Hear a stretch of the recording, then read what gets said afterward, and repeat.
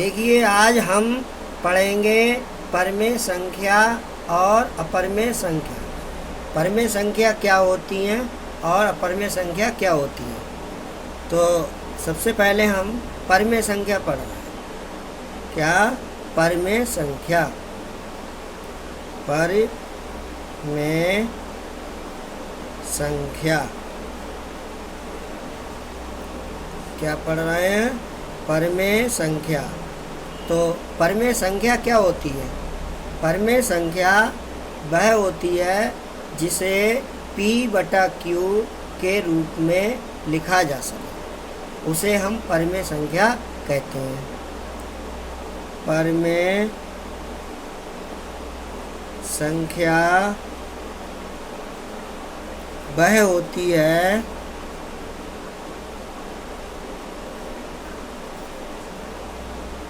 है जिसे P/Q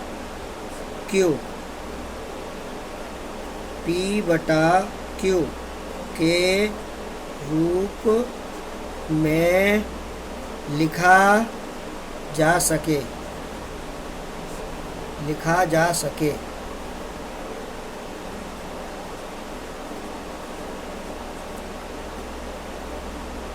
परमेय संख्या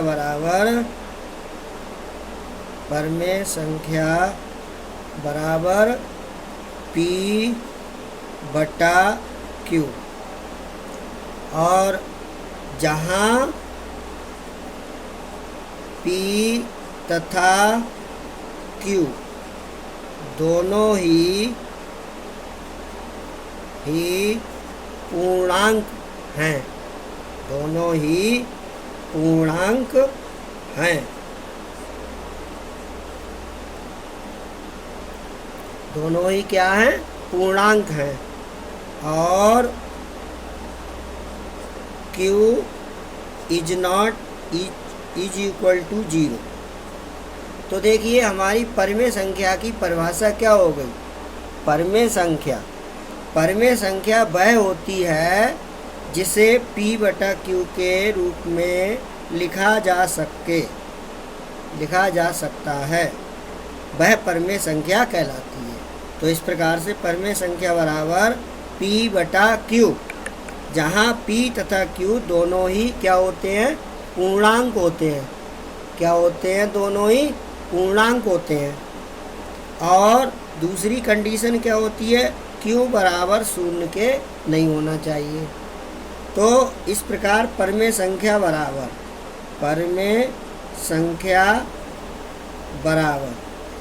यानी कि जैसे ये है 2/3, तो ये क्या है? परमेय संख्या है। ये P/Q के रूप में है। 3/4 ये परमेय संख्या है, क्योंकि ये हमारी P/Q के रूप में है। 4/5 ये क्या है? ये हमारी परमेय संख्या है, क्योंकि ये P/Q के रूप की है। और हमारी दो कंडीशन है परमेय संख्या के लिए। पहली कंडीशन है P और Q दोनों ही पूर्णांक होना चाहिए। तो हम इसमें देखेंगे, यहाँ P 2/3 में P और Q दोनों ही पूर्णांक हैं। पूर्णांक मतलब पूरे अंक। और 3/4 में 3 पूर्णांक है और 4 भी पूर्णांक है। 4/5 में 4 भी पूर्णांक है और 5 भी पूर्णांक है। और दूसरी शर्त हमारी क्या है? Q बराबर 0 नहीं होना चाहिए। Q बराबर 0 नहीं होना चाहिए। अर्थात अगर हम इस परमेय संख्या है जैसे 2/3, इसको हम 0/3 लिख सकते हैं। तो ये भी परमेय संख्या है। शर्त क्या है? P पूर्णांक हो, Q पूर्णांक हो। तो यह P पूर्णांक है, यानी 0 पूर्णांक है, और Q भी पूर्णांक है, और Q बराबर 0 नहीं है। यानी शर्त ये है, P तो 0 हो सकता है, अंश तो 0 हो सकता है, बट हर 0 नहीं होना चाहिए। तो P/Q के रूप में लिखी जा सकती है, वह हमारी परमेय संख्या होती है। और पी और क्यू दोनों ही पूर्णांक होने चाहिए। और क्यू जो हर में होता है, नीचे होता है, वो शून्य के बराबर नहीं होना चाहिए। अब पूर्णांक होते क्या है हमारे? पूर्णांक होते हैं, देखिए, -1, -2, -3, ये क्या है? पूर्णांक है। ऐसे ही 0 भी पूर्णांक है, 1, 2, 3, ये भी पूर्णांक है। तो ये पूर्णांक हो तो होना चाहिए पी और क्यू दोनों, और क्यू बराबर 0 नहीं होना चाहिए, चाहे माइनस के हो संख्या चाहे प्लस की हो, पूर्णांक होना चाहिए। पी और क्यू दोनों ही पूर्णांक होना चाहिए, और पी और क्यू दोनों ही पूर्णांक होना चाहिए, क्यू बराबर 0 नहीं होना चाहिए। अब जैसे हम लिखें -3/2, ये भी परिमेय संख्या है, क्योंकि -3 पूर्णांक है और 2 भी पूर्णांक है। ऐसे ही 4/-5, ये भी हमारी परिमेय संख्या है, क्योंकि 4 एक पूर्णांक है और -5 भी एक पूर्णांक है। अब 7/0 कर दें तो ये परिमेय संख्या नहीं है, क्योंकि परिमेय संख्या होने के लिए अभी हमने पढ़ा था क्यू बराबर नहीं होना चाहिए, क्यू बराबर नहीं होना चाहिए 0 के। तो यहाँ पे क्यू के स्थान पर क्या है? 0 है, इसलिए 7/0 परिमेय संख्या नहीं है। अब हम देखेंगे अपरिमेय संख्या क्या होती है। अपरिमेय संख्या क्या होती है? अपरिमेय संख्या